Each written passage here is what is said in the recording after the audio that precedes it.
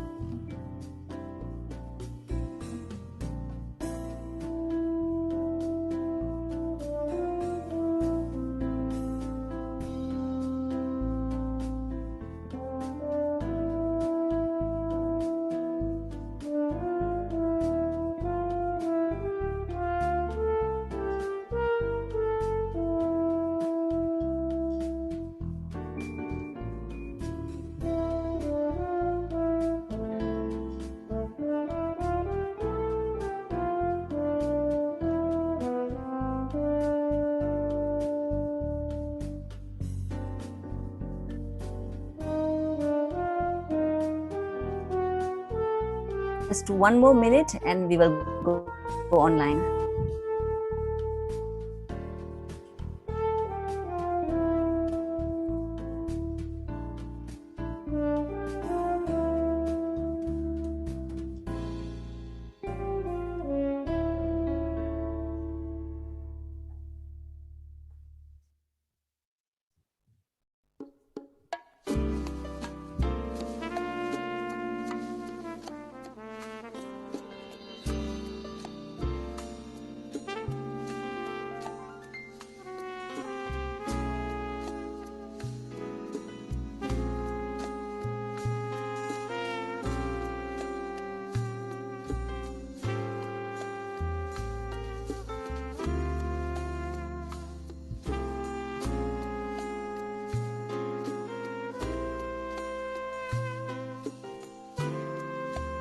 I think we're ready to start.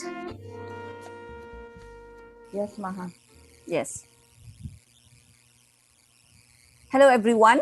Thank you for joining. Good morning, good afternoon, and good evening to everyone. I am Dr. Mahalakshmi Arujanan. You can call me Maha for short.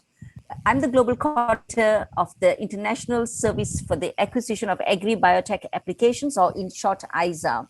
ISA is today very proud to join Outreach Network for Gene Drive Research with ISA's Biotechnology Information Centers spread across Asia.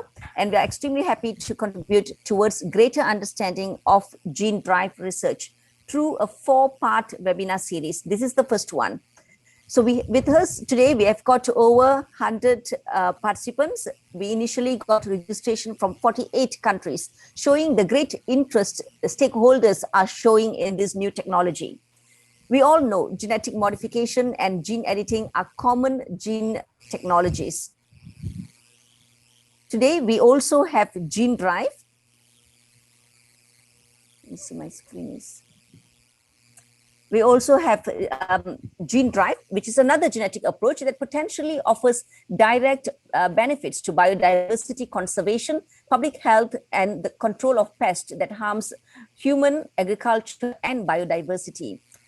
Given its complexity and novelty, we feel the need to create more platforms to discuss gene drive research, its potential and responsible use, as well as reflect the current international discussion surrounding this technology, such as under the Convention on Biological Diversity. So in this 4-part webinar series, we will be discussing the basics of gene drive, which we will be doing today, its role in protecting biodiversity and eliminating vector-borne diseases, and finally, gene drive regulations and governance. Before we start the webinar, let me just briefly provide some housekeeping rules. We have 2 speakers today, and the discussion will be at the end of both presentations. You may post your questions, suggestions, comments throughout the webinar on the Q&A feature. The webinar is also live streamed on ISA Facebook and YouTube channels. So you may also, if you're watching it from those channels, you may also post your comments and questions there. We will be picking up your questions from there too. With that, I will now introduce our moderator for today, Ms. Crystal Birunji Mirsiga. She's a field entomology coordinator at Target Malaria Uganda, based at the Ugandan Virus Research Institute. Crystal holds a double major in zoology and botany from Makerere University. And Target Malaria Uganda is part of the Target Malaria Consortium, which is a not-for-profit research consortium supported by the Bill and Melinda Gates Foundation and the National Institutes for Health. Target Malaria aims to reduce the malaria transmission in sub-Saharan Africa by reducing the population of malaria-transmitting mosquitoes. Crystal herself is involved in research on Anopheles gambia, focusing on population dynamics, behavior, and species composition across Uganda. So with that, I'm going to invite Crystal to come on screen to moderate the webinar. Welcome, Crystal.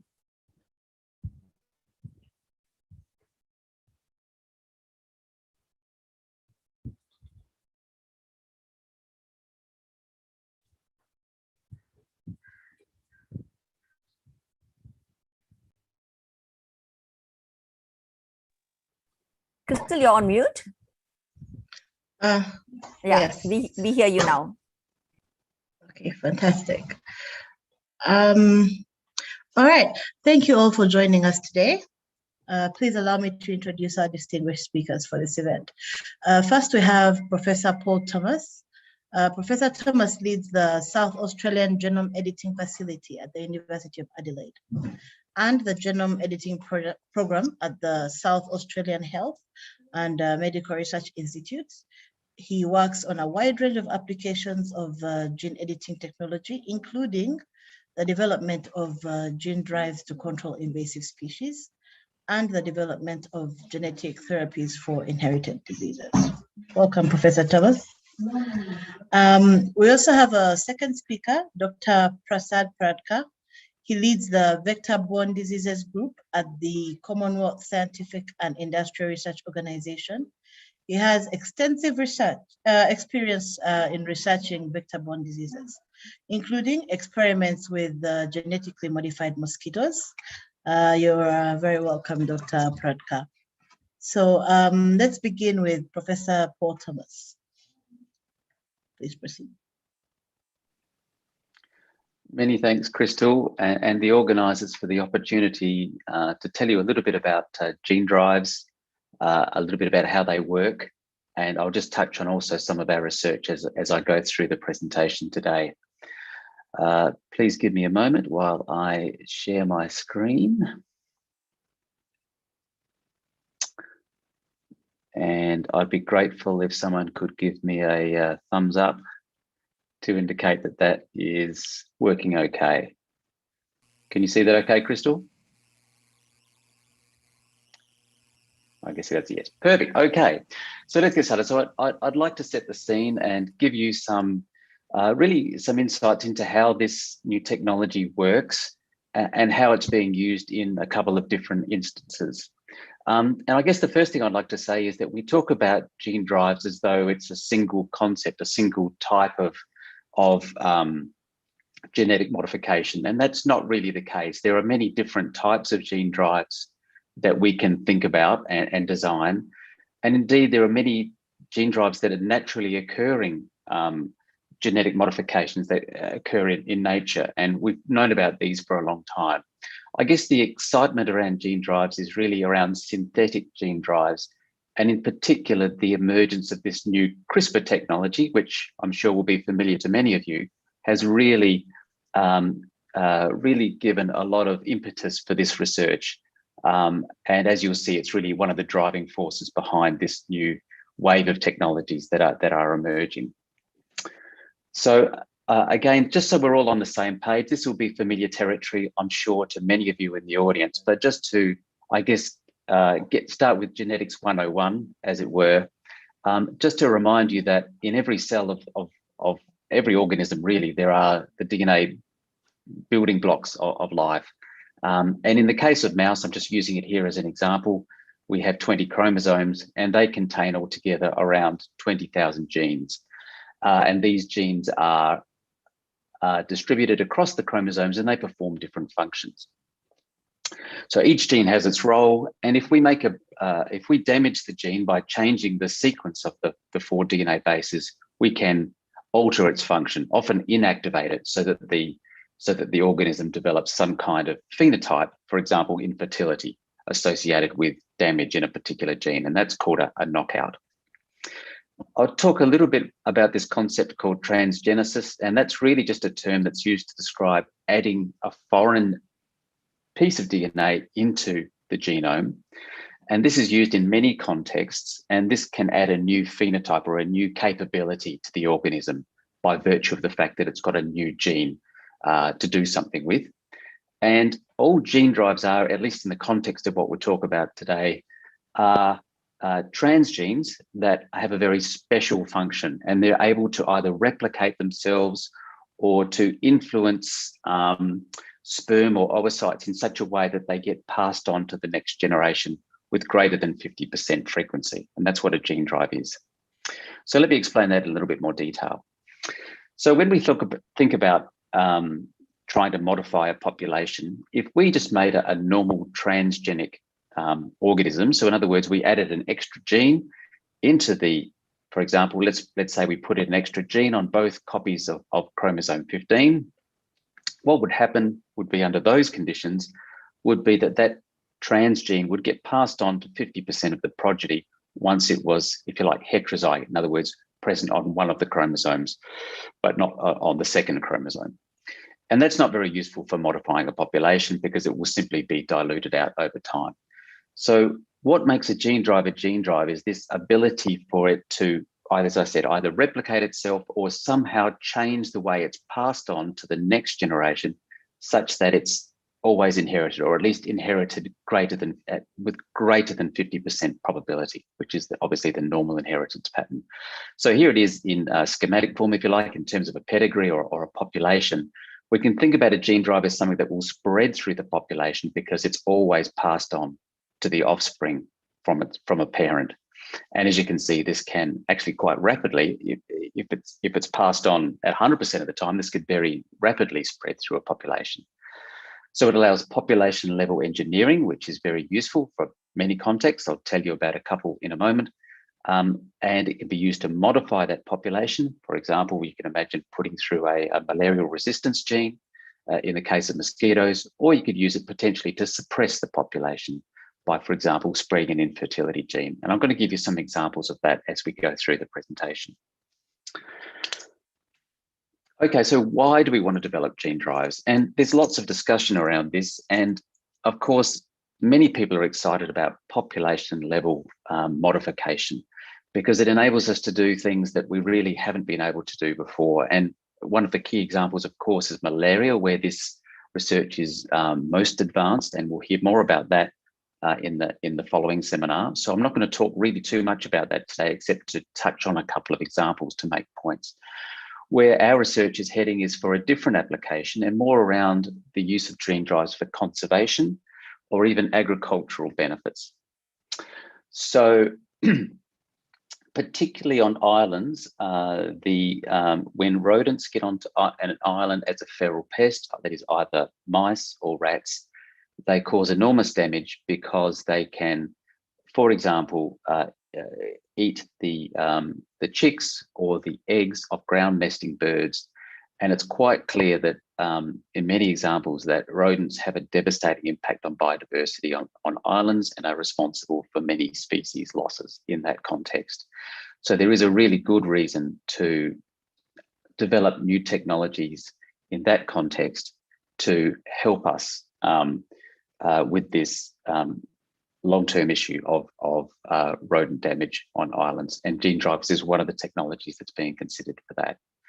The other one is particularly close to us here in Australia. We have regular mouse plagues, and at the moment we are in the middle of one of the worst mouse plagues we have seen in this country.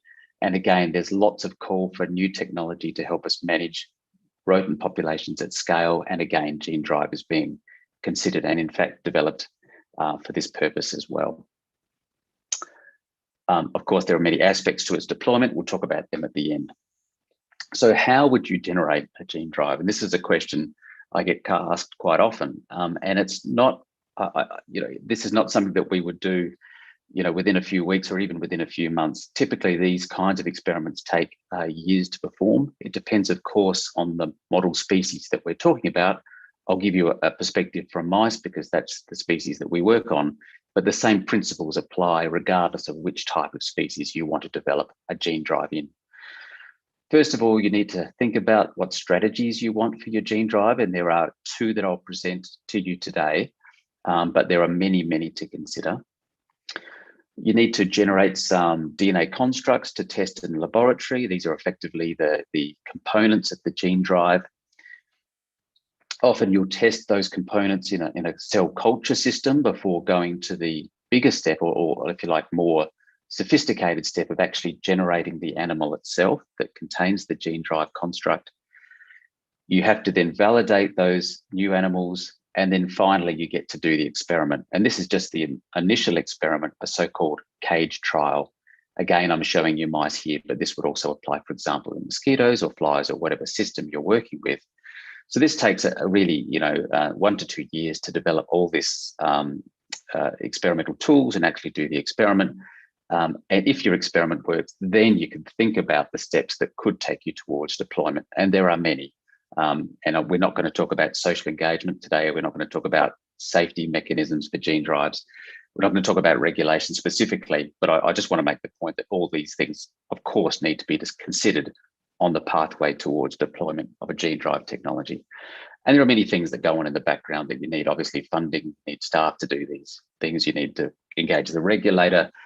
In Australia, we have quite a strict regulation around even experimental development of gene drives and, of course, ethics as well. So the two strategies I'm going to tell you about today are ones that are, I guess, more advanced and discussed probably in the context of more species, and probably would be the ones that are going to arrive first in terms of potential deployment. But again, just to make the point, there are many different types of gene drives that people are developing in a laboratory setting as proof of concept, and they may also in time reach maturity in terms of active deployment. Just one slide on this. Again, I imagine many of you will be familiar with CRISPR-Cas9 gene editing, but for those of you who are not so familiar with this technology, essentially this is a pair of molecular scissors that we can design to cut virtually any sequence within the genome. It's a two-part system. The Cas9 is the green blob here, which is a protein that does the cutting, and it's guided to its address by this blue line, the so-called guide RNA, and this base pairs with the target sequence to generate the double-stranded break at the site of interest. And suffice it to say that this technology has enabled us in many ways to progress synthetic gene drive research by enabling us to generate the transgenic organisms themselves much more quickly. It's involved directly in this process of homing, which I'll tell you about as one of the gene drive strategies. And it's also involved in the chromosome shredding, which I'll tell you about as the second gene drive strategy. Okay, so this first strategy is the one that's the most advanced, and it was the one that was published as the first synthetic gene drive a number of years ago and got people really excited. I'll show you the publications in a minute, just so you have something to go away and read if you want to get more information about the history of this research over the last few years. But essentially the idea is as follows. This could be any organism, but we're, as I said, trying to develop it in mice. So you have a gene drive, which is the Cas9, that endonuclease, the protein that makes the cut. You've got its guiding molecule here, which enables it to cut at the right sequence.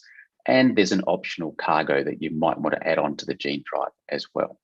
And this is a transgene that is integrated into the chromosome of interest. So here's our gene drive mouse. It's got 2 copies of the gene drive, 1 on each chromosome. And just to show you how it works, we'll have a simulator mating with just a wild type mouse, so a mouse without the gene drive.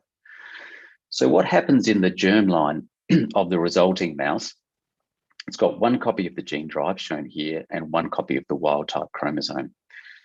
The gene drive is engineered in such a way that it makes a break, a double-stranded break in this target, this wild-type chromosome, at exactly the point where the gene drive itself is integrated on the other chromosome, the homologous chromosome. And the germ cell needs to repair this double-stranded break, otherwise it will not survive. So what tends to happen, if the experiment goes well, is that it uses the gene drive sequence chromosome, this chromosome, as the repair template to repair this double-stranded break. And as a result, you get now 2 copies of the gene drive, one on each chromosome, the original one and a second copy, which is made as part of this repair process. And that process is called homing. And the reason it's important is that we now have copies of the gene drive on both chromosomes, which means that it must therefore be passed on to the next generation. So quite a clever little strategy that was worked out a number of years ago. Now, it doesn't, of course, this is biology we're talking about here, it doesn't always go according to plan. And what we've also realized in recent years is that an alternative repair process can occur. I won't get into the details, but it's called non-homologous end joining, or just sometimes end joining. And under this, when this occurs, instead of the homing process, you instead get just a little break. You get repair of the double-stranded break, but it loses a bit of DNA typically as part of that repair. And unfortunately, that means that it can no longer be susceptible to the gene drive because the sequence has changed at the target site of the CRISPR-Cas9 complex. So they're called resistance alleles, and they are, if you like, the enemy of gene drive spread. They're what these resistance alleles are going to be what will stop the gene drive spreading through the population. So as I said, there was a lot of excitement around a paper that came out in 2015 from Gantz and Beer at University of California, San Diego, showing that in Drosophila, so fruit fly, a well-known genetic model organism, what they called the mutagenic chain reaction, which is exactly the process that I've just described to you, a homing gene drive that they made synthetically using CRISPR-Cas9. And I guess even more excitingly, their group with collaborators and other groups as well in London showed that you could use this technology also in Anopheles mosquitoes, which is important because we're talking now about a malaria vector. So this is now becoming on the radar as a technology that could potentially be deployed in the context of malaria.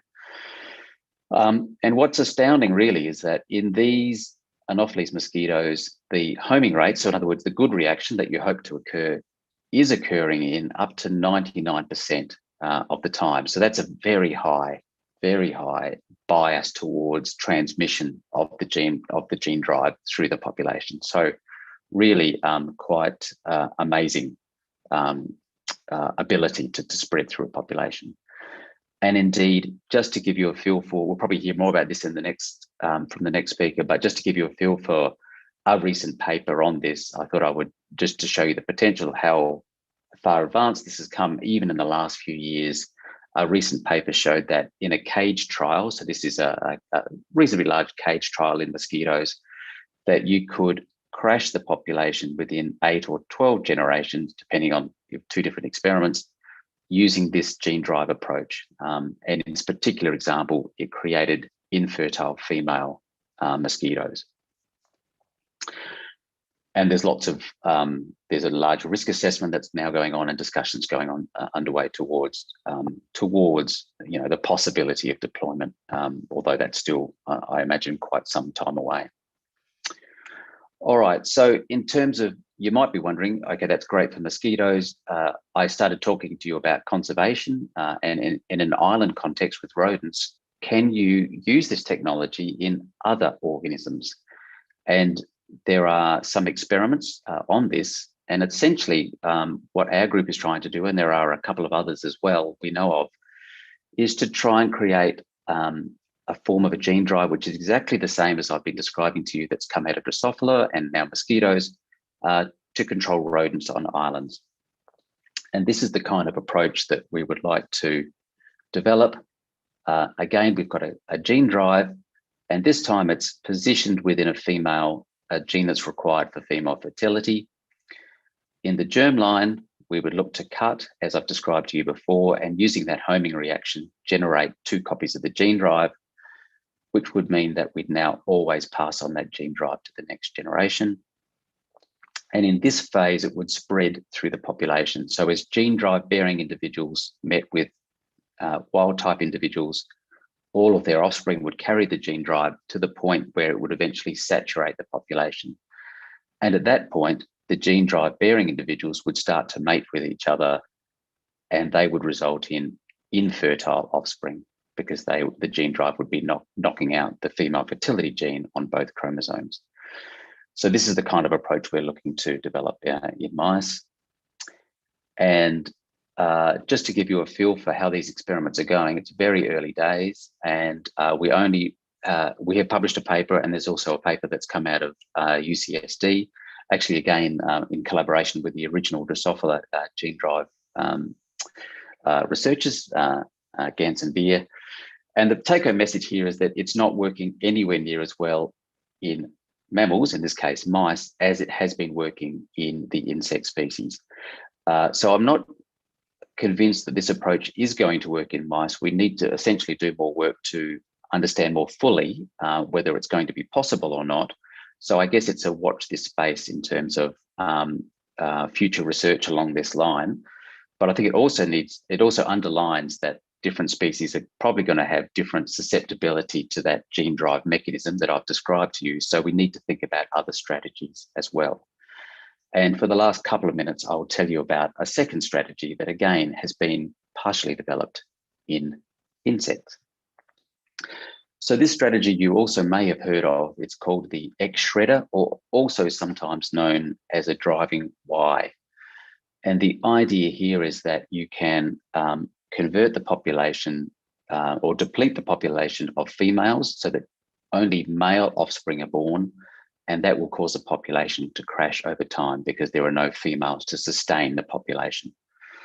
The way that it works does not require this homing mechanism that I've described to you.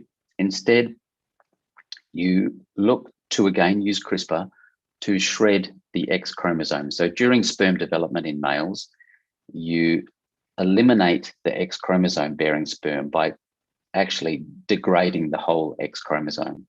And that's done by targeting repeat sequences that are specific to the X using the CRISPR machinery, which is present on the Y chromosome.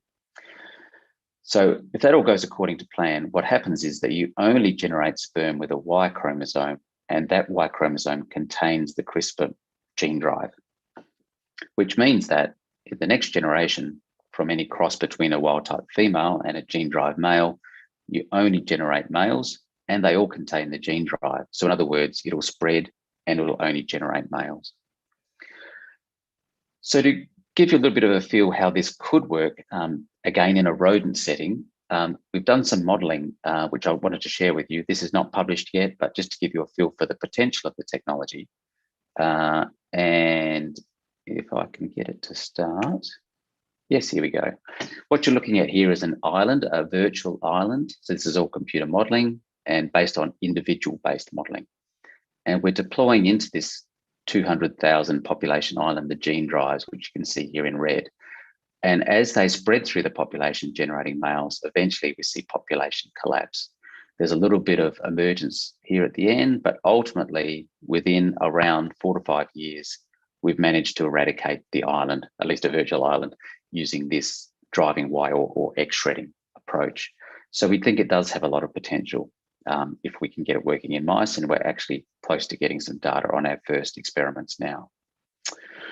As I said, it has been developed to some extent in mosquitoes. So really, this is just to point out that there's not a new concept, at least in terms of being developed in rodents. There are some precedents in mosquitoes indicating that it could work. And those papers and this group has been working in this space for quite some time. And I think this also has promise for malaria. Perhaps we'll hear about that also in the next talk. So I hope altogether that's given you a little bit of a feel for where the field is at in terms of gene drive development. It's still relatively early days, and there are lots of issues that we need to address with this quite new and powerful, exciting technology. Essentially, in terms of take-home messages, you can think of gene drives as a genetic tool that can be used for population modification or suppression. And it's the fact that you can affect entire populations at landscape scale that gives it its enormous potential, either for human health benefits potentially, or conservation benefits, or even agricultural benefits. Gene drive technology is most advanced in the insect world, being driven largely by its potential for malaria control. But I hope that the work that we're doing and other similar groups are going to catch up in terms of its potential application in mammals as well. Happy to talk about that.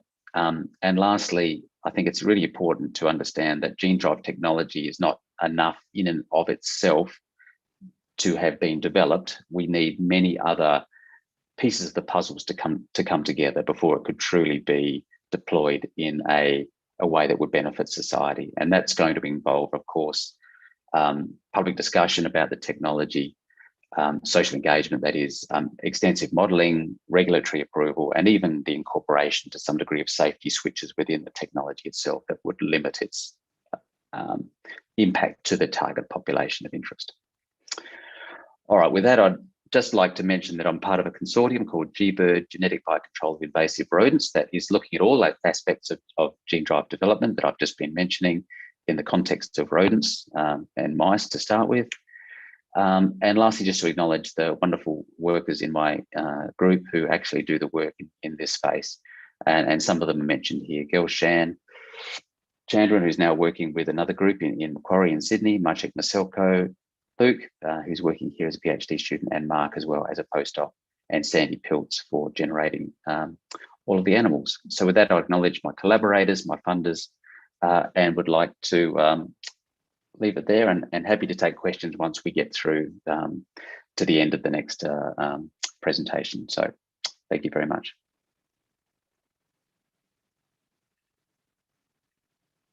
Thank you.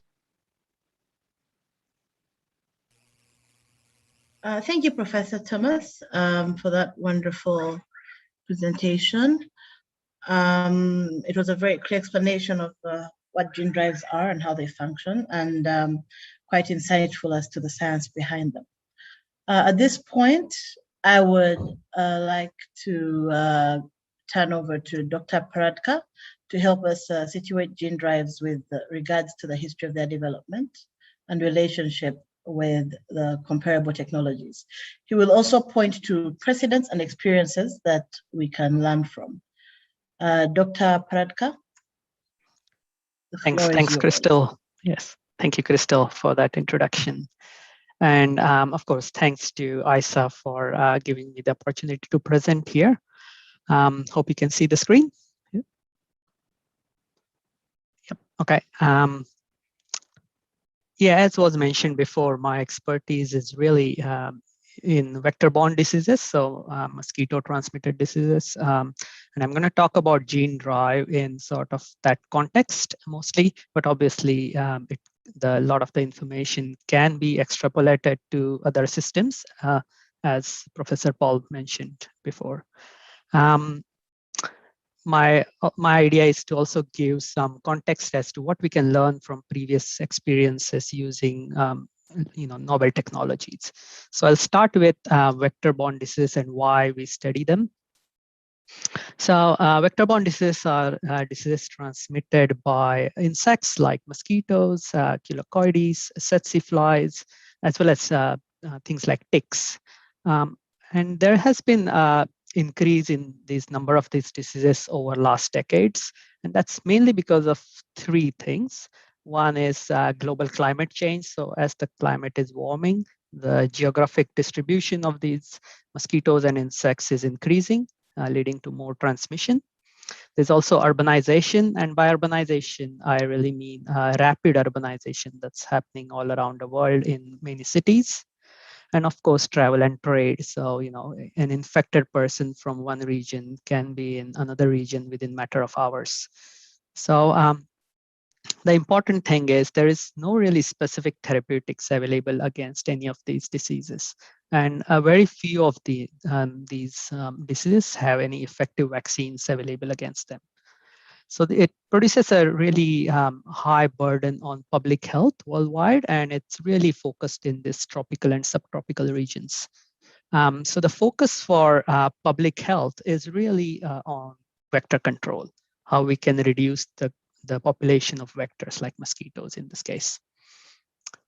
Now, there is a long history of vector control, starting from the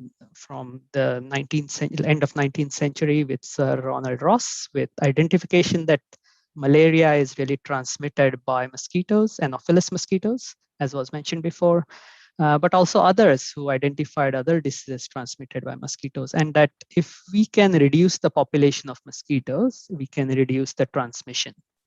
So that really put the pressure on public health to reduce the mosquito population.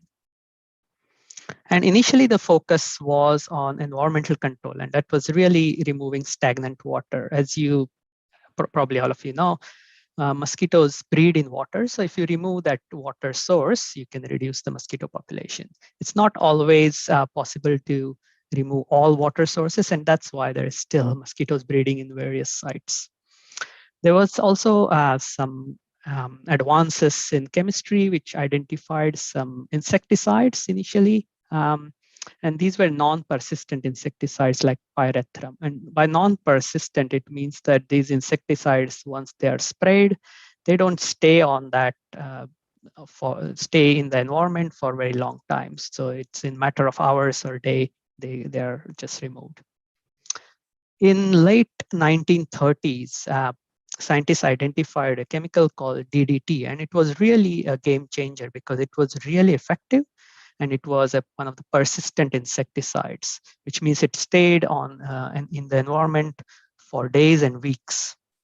So it was heavily used in 1940s and 50s to reduce the mosquito population, and it was very effective. So WHO at that time declared that we need to have a global malaria eradication program, and we can achieve that with the use of DDT. However, it's in 1962, a book was published, which really changed public perception. This was a book called Silent Spring by Rachel Carson. And it really pointed out some inadvertent and long-term effects of DDT usage on other insects and other environmental, like birds and other animals. So with this led to a ban on DDT. And that was mainly because of pressure from public. And because DDT was banned, it was not used, and the mosquito population really rebounded, and it came back with resistance towards DDT. Now, since then, we have been really playing catch up with new insecticides and mosquito becoming resistant to those new insecticides. So there is a need for this novel technologies to be used. And some of the technologies that were developed in the middle of last century and in 50s and 60s, one of the technologies worth mentioning is the sterile insect technology. So this is where you can take a large number of mosquitoes and sterilize them using X-ray and release them in the wilds. And by this X-ray sterilization, this technology was initially used in 1960s by North America, by US, as for the screwworm sterilization program. And it was very effective. It basically wiped out the screwworm population in North America and was very successful. So this technology has still been used in some areas for tsetse fly population suppression. Now, tsetse flies, if you didn't know, are very important for transmission, or they are they're major vectors for transmission of African sleeping sickness. So there is a need for reducing the population of these flies. Now, there are other technologies which have since been used. One of them is called using cytoplasmic incompatibility, or also known as IIT.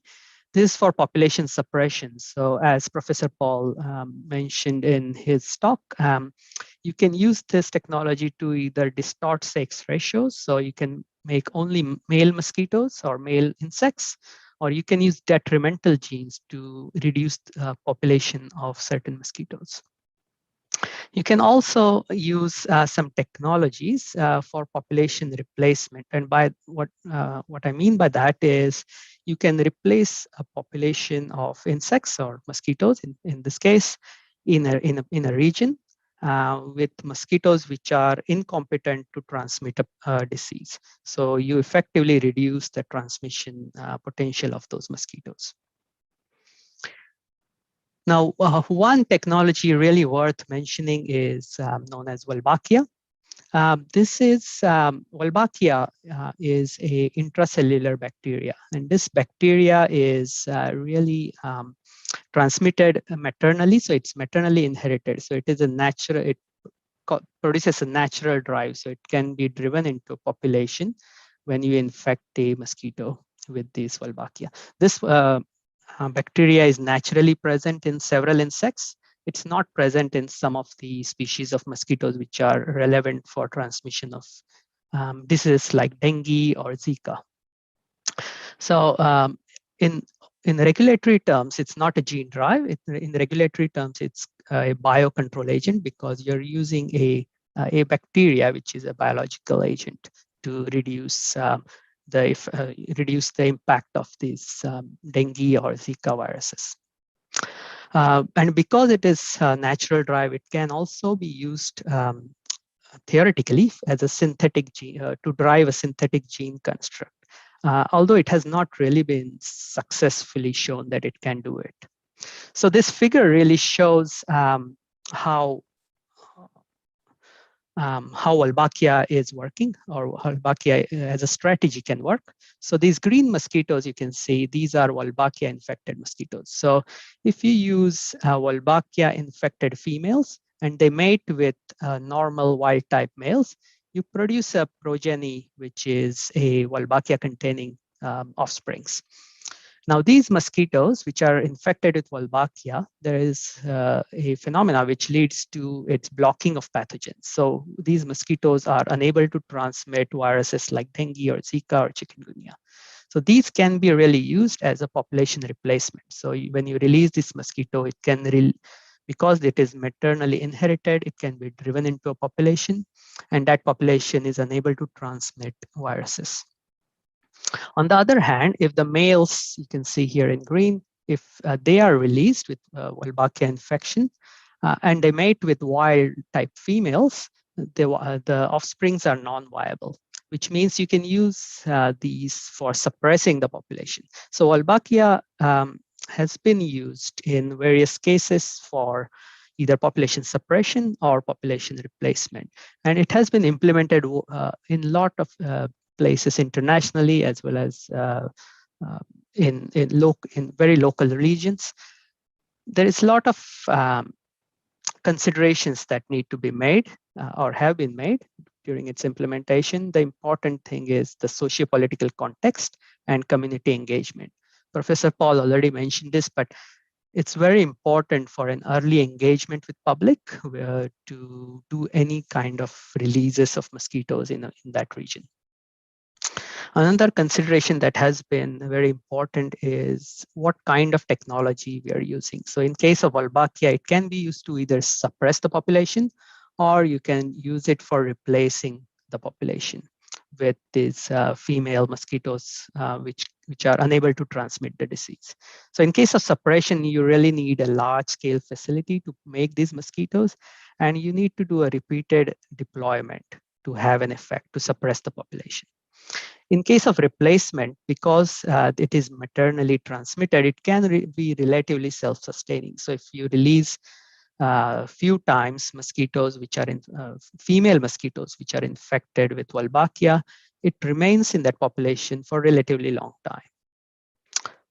But for all this, we need to understand what is the basic population of mosquito we are trying to replace or suppress. So, and that really depends, it's region specific. So you want to understand what is the mosquito population, what is the gene flow. So where are these mosquitoes coming from in that region? Where are the mosquitoes going from that region? So you don't want to replace a population and then find out those mosquitoes are being replaced by something else, some other mosquitoes coming into that region.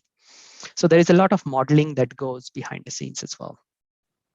And this all is underpinned by risk analysis. And this is based on a lot of lab experiments and field trials. And things that things we need to check are like other infections. So we may release mosquitoes which are resistant to transmitting dengue or Zika, but are they able to, but does that change their infection status for other viruses or bacteria? We need to check that in the lab. Is there a horizontal transfer, which means are the albaqia can be transferred to other insects or other species of mosquitoes? Is there an escape? So we need to look at, because viruses can mutate, can the virus come, get around to the fact that welbachia is blocking it, and there is a resistance developing in viruses. So there has to be this continuous monitoring for welbachia established that has to be done over time. And the most important thing we need to be able to track is the effect on disease reduction, because that's the ultimate goal. You want to be able to monitor the disease status in that population. And that can be done using RCTs, so randomized controlled trials.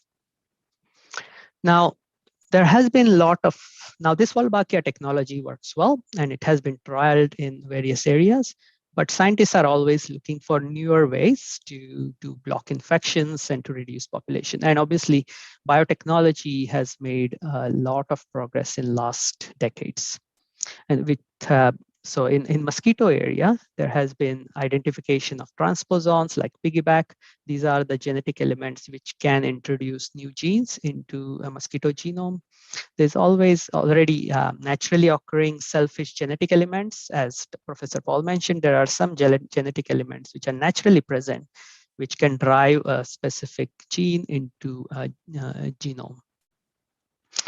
There has been a lot of advances in identifying promoters which can drive a certain gene. So this can be tissue specific or developmental. So it can be very specific. There is the genomes of a lot of these vector mosquitoes are known because of advances in genome sequencing technologies, and also use of fluorescent markers. Now these fluorescent markers can be used in lab or in sort of field trials to track genetically modified mosquitoes as compared to wild mosquitoes. So you can do that comparison. More recently, there has been a lot of targeted approach for gene modification. So you can do a precise genome engineering to either modify a single basis or single nucleotides or a small part of the gene. And this can be used using homing endonuclease genes, zinc finger nucleases, and something known as talons. I won't go into detail about this, but what I want to bring forward is the point that these technologies do exist, and they have been trialed in mosquitoes to modify their genome.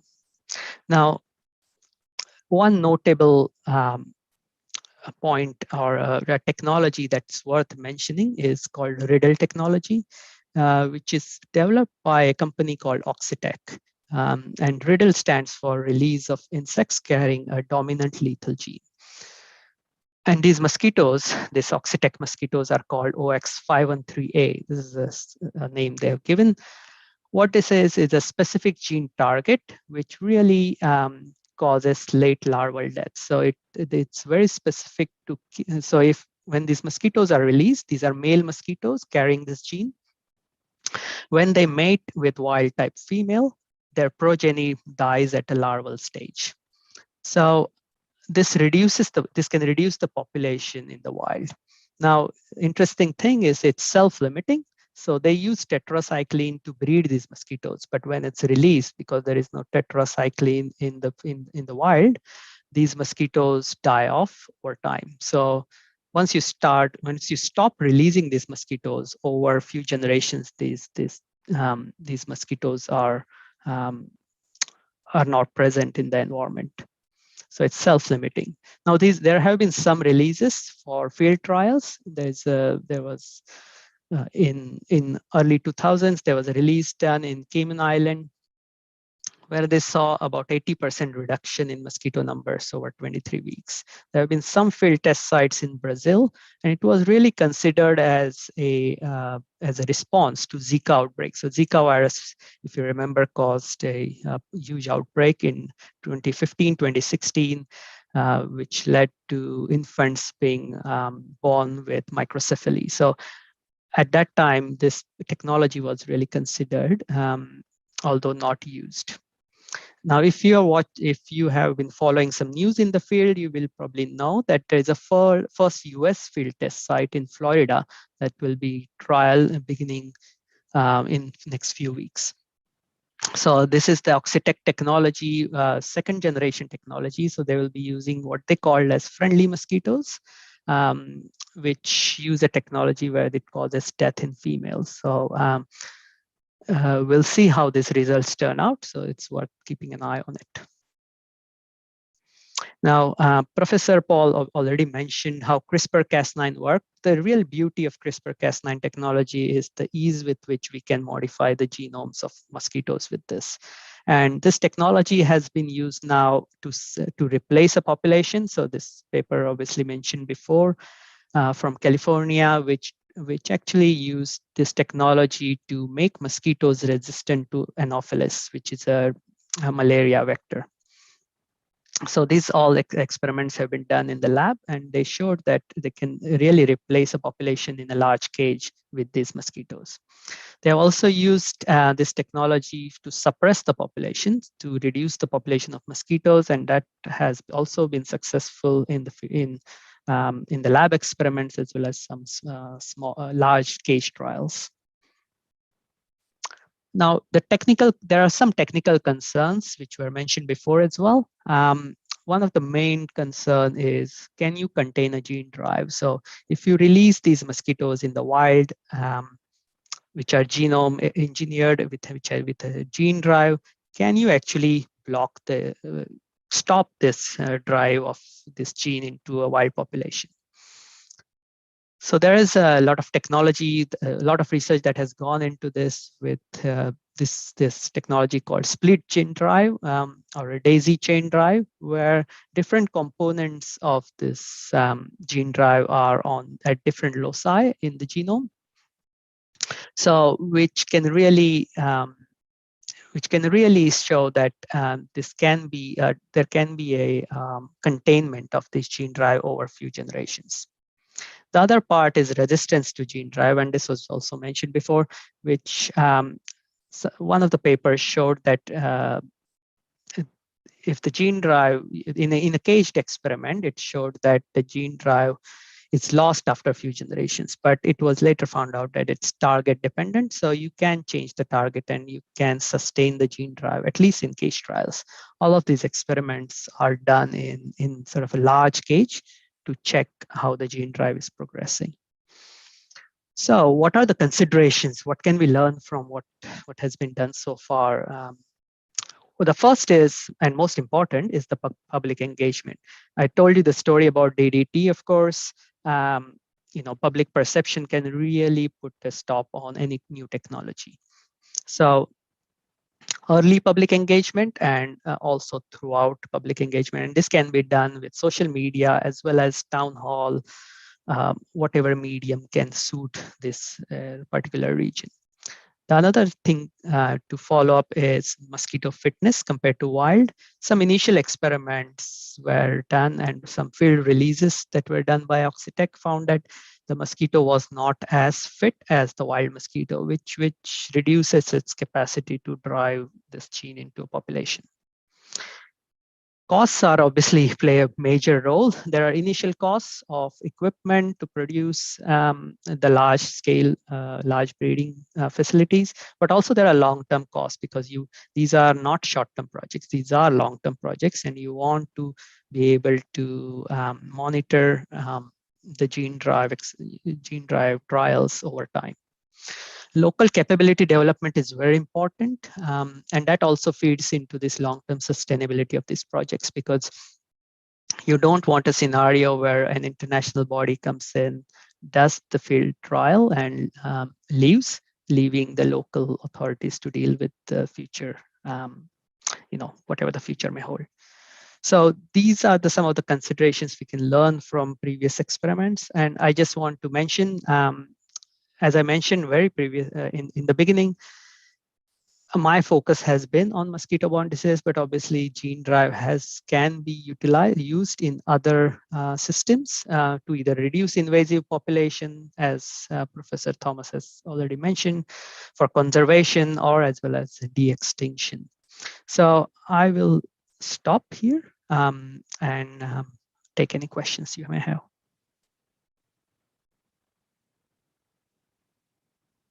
Thank you for that brilliant presentation, Dr. Prasad. I can see that there's been quite some progression in how gene drive research came about. And thank you for providing us with an overview of that, of the current state of gene drive and the knowledge and experience of similar technologies that can inform it to ensure that it proceeds safely and responsibly. At this point, I would like to open up to the question and answer session and invite our audience to use our question and answer box to send in your question if you haven't yet done so. However, we have received some questions and at this point, maybe let's start with a question on regulation that we can see is coming up quite a bit. So someone is asking that in several countries, genome edited organisms that do not contain a transgene are not considered GMOs, hence are not regulated as such. And I would like to know that do synthetic gene drives involve transgene in the final products?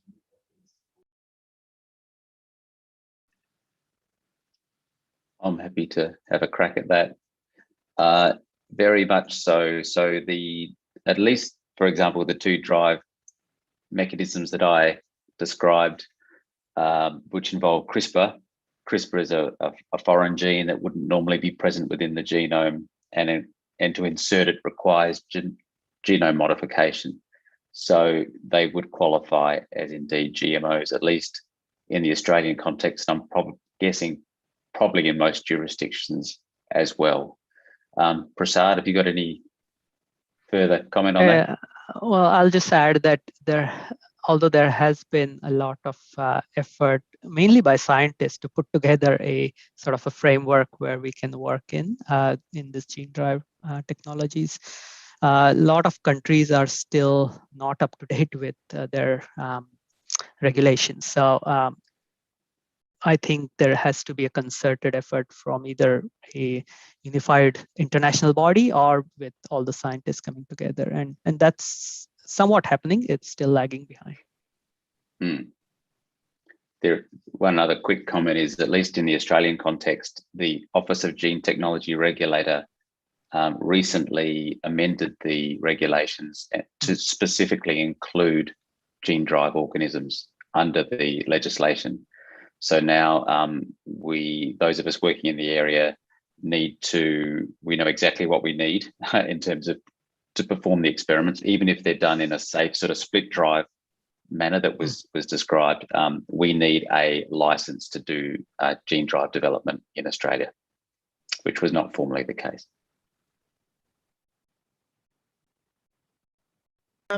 Thank you for those responses from our speakers. So there's another question for Paul here, where someone is asking that, was the dramatic increase in homing rate compared to the naturally occurring frequency due to some genetic design? And can you expound on how that was done? Thanks. Okay. So in terms of the homing gene drive, which I think is what this question is referring to, they have been developed as proof of concept in Anopheles, Aedes, to some degree Drosophila, so all insect species, and yeast as well. And the bottom line is that it works very efficiently in Anopheles and yeast. less efficiently in the other insects, but we really don't know in a broader sense in other species where we might want to deploy the technology, for example, mammals, how well it's going to work. And without getting too technical, probably what it boils down to is the level and timing of the CRISPR machinery at the time in germline development, so sperm and egg development, such that you maximize the chance of the gene drive being copied over onto the other chromosome. And so far, at least in rodents, mice specifically, it's not working very efficiently. That doesn't mean that it will never work efficiently. It might mean that we just need to do a whole lot more experiments to get it working. The jury's still out. Personally, I think it might be difficult to get it to work efficiently enough to make it a viable option to actually think about using in the field, but I would be very happy to be wrong about that.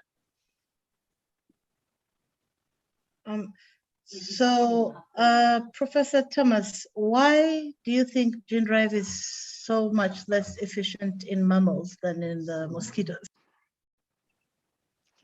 We don't have the answer yet as to whether it's a biological difference or whether we just haven't managed to do the experiment in the most optimal way. So as I mentioned before, each of these experiments take 1 or 2 years to get going. So there's not a lot of data yet. The simple experiments have been done. The most straightforward way of doing the experiment has been done by us and by others. And in essence, the rates of homing are not very impressive. It has worked to some degree, but not super impressive. So does that mean that we'll never get it higher? Or does it mean that we have to do more experiments to try and really hone in on what we think might be the best time to express that CRISPR machinery?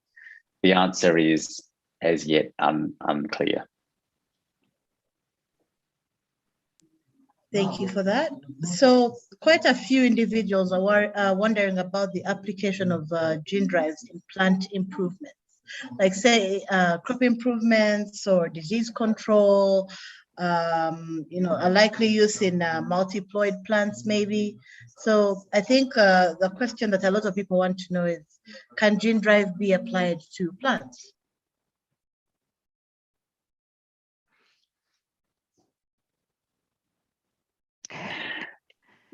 Not really my I'm staying area. silent, Prasad. I'm not really sure, actually. There has been some work in looking at plants. I know there is some research that's happening on weeds, so for invasive weed plants to suppress the weeds, but I'm sure extrapolating that it may be able to use it in sort of other plants, but yeah, that I'm not sure about what research has been done with that. Yeah, I've similar thoughts, I guess. I haven't seen anything in plants. Potentially it could be developed in any sexually reproducing species, potentially.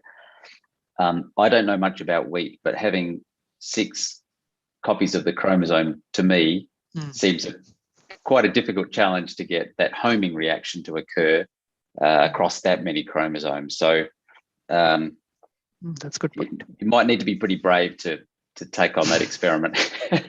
But hey, look, I just haven't seen any data on it, and I'm not a plant person, so I'm happy to be, corrected on that.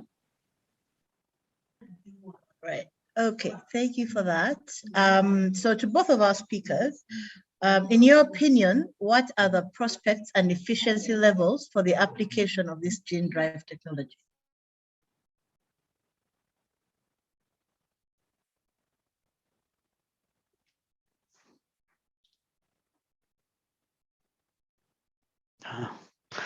I think it will really depend on what target animal we are using. So in case of insects, the studies show that it will be really effective. But I think unless we do those experiments in some of the other animals, it's very hard to say. I'm not sure what Professor Paul has to say. Yeah, I think that's right. It's going to be very species dependent, seems to be the picture that's emerging. And I think it's going to be important not to put all our eggs in one basket in terms of, a particular strategy, pinning our hopes on that. I think it's going to be better to try a number of different approaches. I talked about two, and Prasad talked about some of the other approaches as well in insects, some of which are insects or species, specific. But we'll need to hedge our bets a little bit because it's not clear yet as to which strategies are going to work most effectively in each individual species.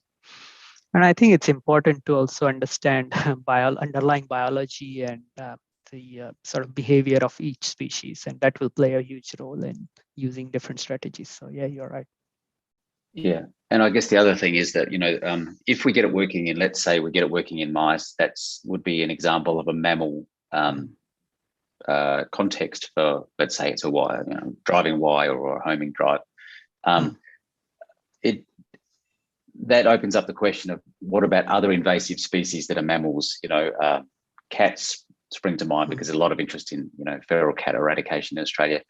We also need to consider not only the biology of the species but the generation time, litter sizes, and all those social structures. So there are a lot of things that we need to model very carefully before we can be convinced, I think, as to how broad we would need.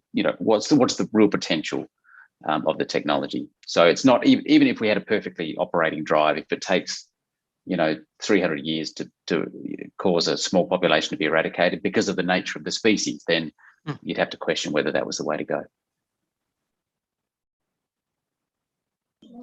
Thank you for those insights. We have another question that says, in rare cases, can sterile technology-based gene drives lead to species extinction? And if yes, how can this be mitigated? I'm happy to have a crack at that one. Prasad showed an example of, I think it was the Daisy drive system. Was that right, Prasad? Yep. Yeah. So I think just as important as having a drive system that works is having a safety switch incorporated into it that would limit its either number of generations or somehow fixes it on the target species and the target population that you want to address. I didn't talk about it at all, but it's going to be a really big challenge, I think, as much as getting the drive working, is to come up with the safety switch that would enable us to deploy it safely within a target population, because we do not want to eradicate every mouse in the world. That's not the aim of the exercise, of course. And it's, in terms of conservation, the people in the area are very conscious of not wanting the drive to get back into the native range where the mice or whatever the species is part of the ecosystem and should be there. So those safety switches, again, it's pretty early days for those as well, but they're very important in this field of research.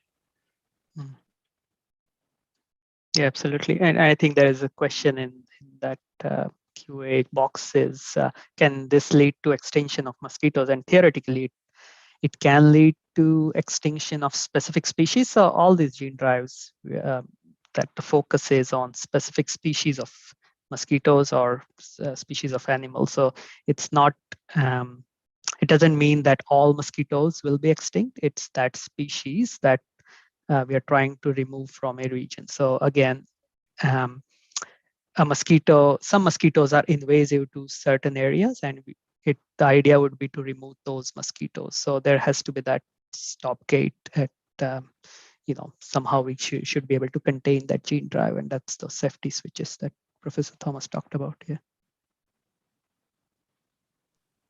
Thank you. I'm sure it's quite reassuring to hear that gene drive can be very, very specific. That is wonderful. So we do have some basic questions coming in as well. Someone is saying that thank you so much for the enlightening talk, but gene drive is still new to me, and I would like to know, one, can gene drive be applied in asexual organisms? Two, can we apply it to any genes, or does it have to be genes involved in the reproductive mechanism?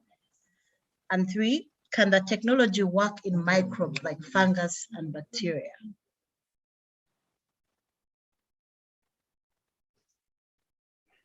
the homing drive, as I described it, which is a lot of what the discussion's about, is only can only be used in sexually reproducing organisms. So bacteria would be out, would be my understanding.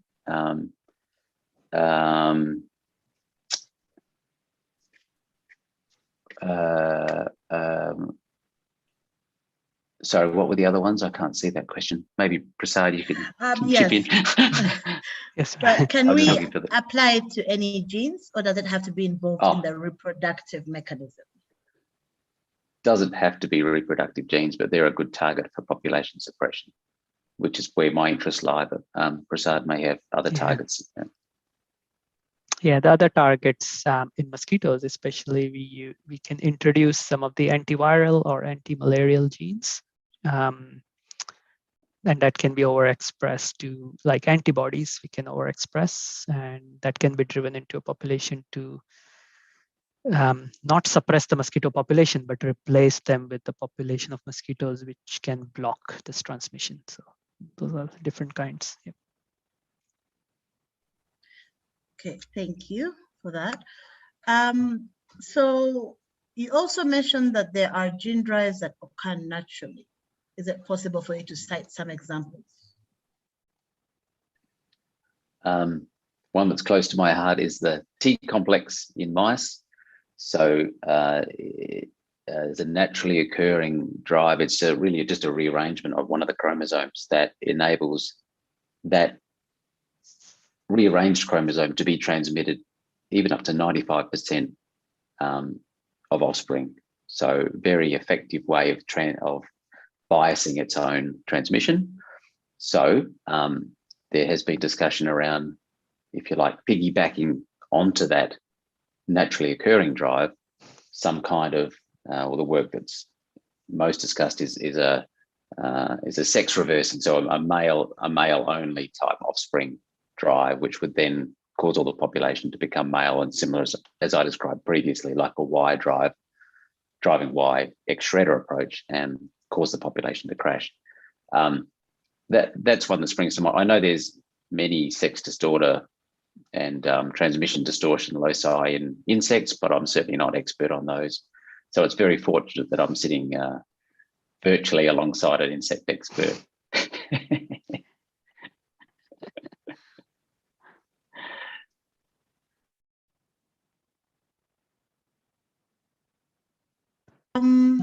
Okay, so also one of our attendees would like to know if there's been any gene drive research done in invasive fish and amphibian species.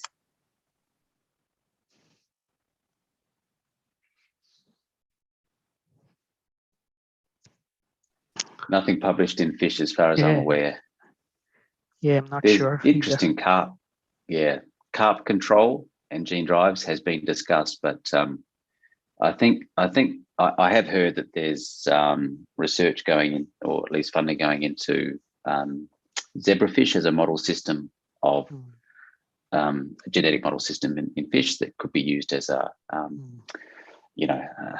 testing ground to develop gene drive technology, perhaps for carp. But I've not seen anything published in that area. I know there is a not gene drive, but genome modification has been done in salmon, if I remember correctly, and that's been marketed in US currently. So not gene drive, but gene modifications. Yeah, sounds like we still have plenty of opportunity for research into different organisms, yes? Okay, so we also have a question. So CRISPR or Cas9, no doubt is impressive technology. However, the CRISPR-Cas9 system also has certain drawbacks, and scientists are debating on whether to regulate genome edited products or not. So how can we think about using CRISPR with this gene drive? Doesn't gene drive also have concerns?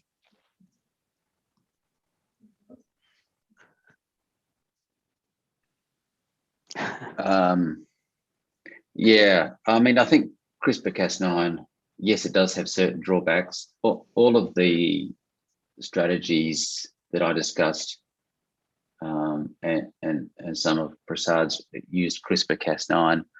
The one that's commonly cited is that CRISPR will cut sometimes in the wrong place. So that's called an off-target cut. And that is important to consider, probably more in the context of CRISPR therapy, where you don't want to, for example, create a mutation in an oncogene to create, another disease when you're trying to cure a different disease.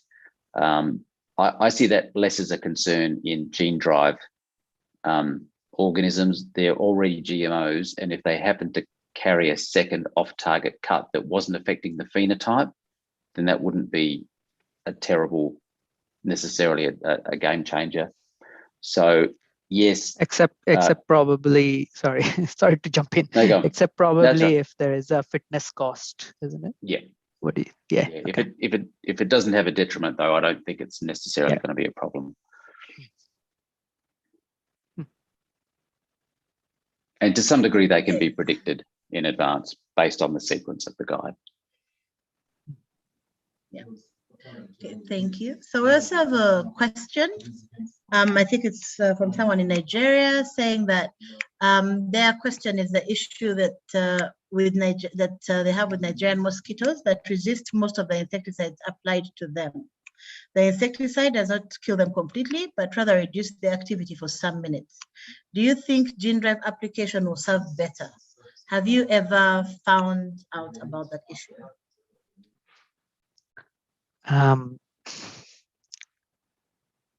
So this is the whole basis of looking at novel technology. So yes, until now, really, insecticide has been used successfully in some cases, but that's where you're now finding mosquitoes becoming resistant to insecticides, and that's what I guess we are seeing all over the world now. The insecticide resistance is increasing.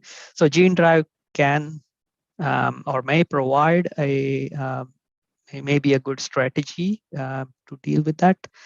But it also comes down to whether that's something that, because it is a new technology, obviously there has to be a lot of regulatory hurdles and public engagement that has to be done before we can consider that.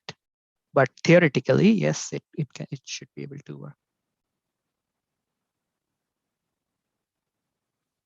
All right, thank you for that. So this is a question for Paul.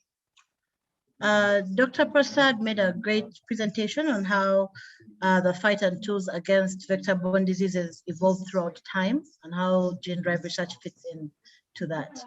And so the question is, Professor Thomas, which precedents do you believe were also relevant for gene drive for conservation purposes?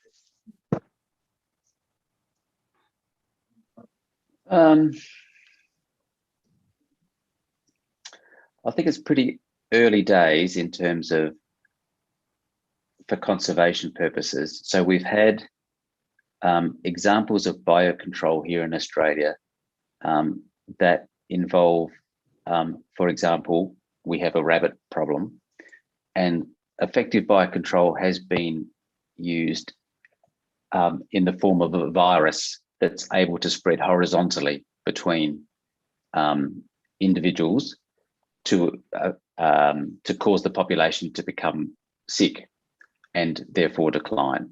So initially myxomatosis and then calicivirus. They've proved to be reasonably successful biocontrols in Australia.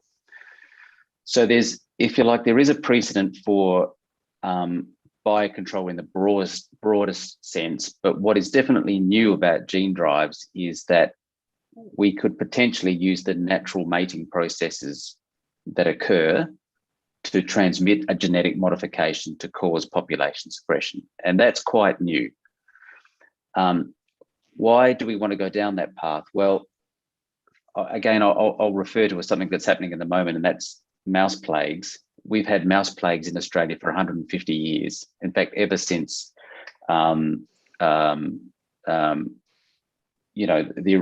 early settlers came out, they brought rodents with them.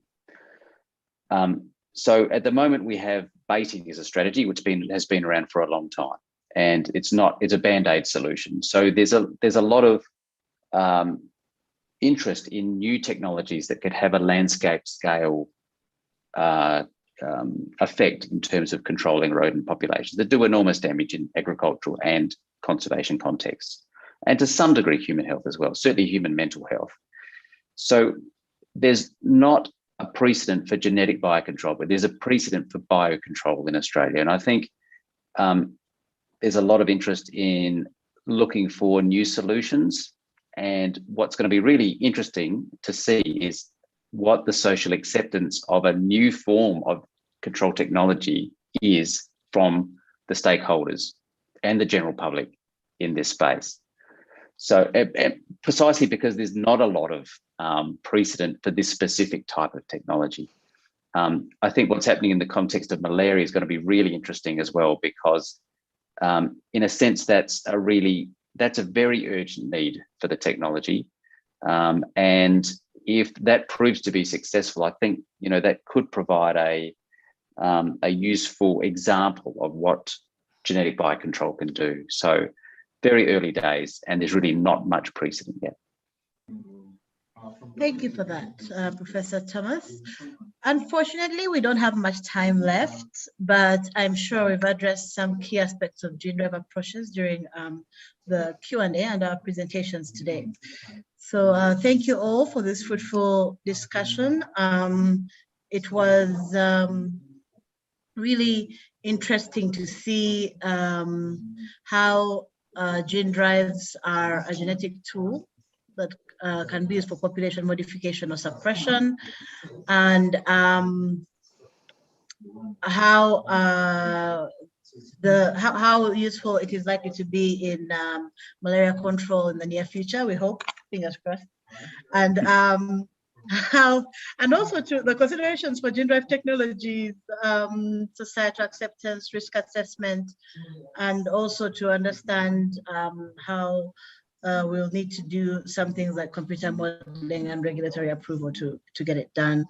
I also have some takeaways from Dr. Prasad's presentation, that vector-borne disease control needs novel strategies, including vector control using gene drive. Population suppression and population replacement are two major strategies that we can use to do that. And also that historically, any new strategy requires various considerations targeted towards regions, including public engagement, costs, and sustainability. So I think that we've had a very useful and fruitful webinar today. And at this point, I would like to finalize our event by inviting Dr. Rodora Romero Aldemita from ISAAA to say a few words. Hello once again. Good morning, afternoon, everyone, to all who have stayed on. I would like to thank everyone who have responded to the pre-webinar survey. And now I would like to invite everyone to respond to the post-webinar survey. The link is now posted at the chat box, and this will help us determine if you have raised your understanding of gene drive and its applications, as well as to obtain your valuable suggestions in the improvement of our online exchange. This will also be the basis of your certificate of attendance to this webinar. So I'm also inviting everyone. So now I hope that you have seen the link to that post-webinar survey. Please respond to it so that you can have your certificate. And currently we are also preparing for the next webinar. So I'm also inviting you to our next webinar, which is entitled, Could Gene Drive Approaches Be Used to Protect Nature and Recover Biodiversity Loss? So I think EJ can share the poster now. Yes, so this is now our next webinar. So it's entitled, Could Gene Drive Approaches Be Used to Protect Nature and Recover Biodiversity Loss? So you can see the three speakers and our moderator. This will be sent out via our usual channels of the ISA Crop Biotech Update and all our social media outlets. And if you respond to the post-webinar survey, we'll send you the certificate and of course the link or the registration link for webinar number 2. So I now would like to close our wonderful webinar. So on behalf of ISA, the host of this webinar, the Outreach Network for Gene Drive Research, and the ISABICS, Biotechnology Information Centers, we would like to thank the panelists, Dr. Paul Thomas and Dr. Prasad Paradkar, for their comprehensive presentation and for the engaging conversation during the Q&A. Thank you so much. Let's give them a virtual round of applause. And we would also like to thank our moderator, Dr. Crystal Birungi Mwesinga, for her excellent facilitation of the webinar and her additional comments during the Q&A, and of course, for giving us the summary of the whole webinar in the form of key takeaways.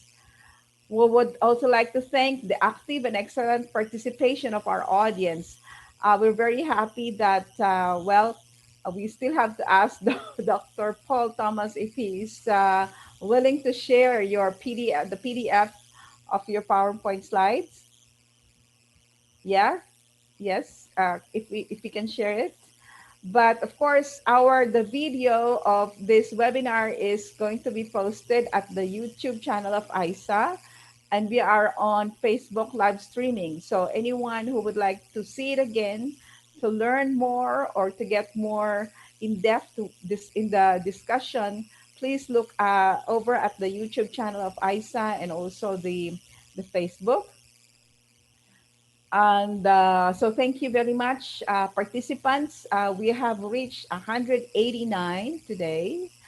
And at the close of this webinar, I can say that we have contributed to the understanding of the gene drive technology, which we hope could promote a productive and balanced conversation on the benefits of gene drive applications, which could hopefully move enabling policies in our region.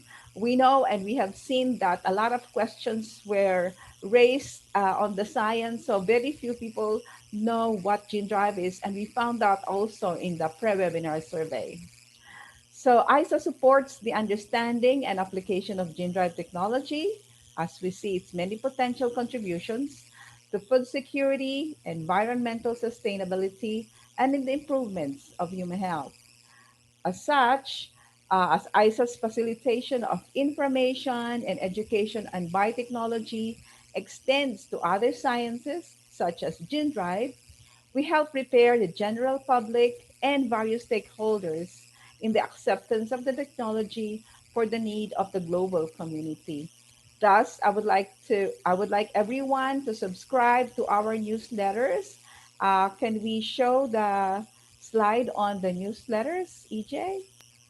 So we have these 3 ways of getting more information on biotechnology that now includes gene drive. So we have the Crop Biotech Update. We have 25,000 subscribers, and this is published from the ISA Southeast Asia Center. And then we have Drumbeat, which covers Africa and published from the ISA Afri Center, and the Petri Dish from Malaysia Biotech Information Center. So all of these are online, and you can subscribe to this all free. The newsletter comes to your inbox. So with that, I'd like to thank you all once again. Let us continue to be educated on biotechnology, especially gene drive, as we see you on June 24. Thank you very much. And back to you, Maha. Thank you very much. And I think, Ola, you covered everything. ISA is not just about crop biotechnology. We are very happy to move into other very important gene technologies, and gene drive is certainly one of the technologies.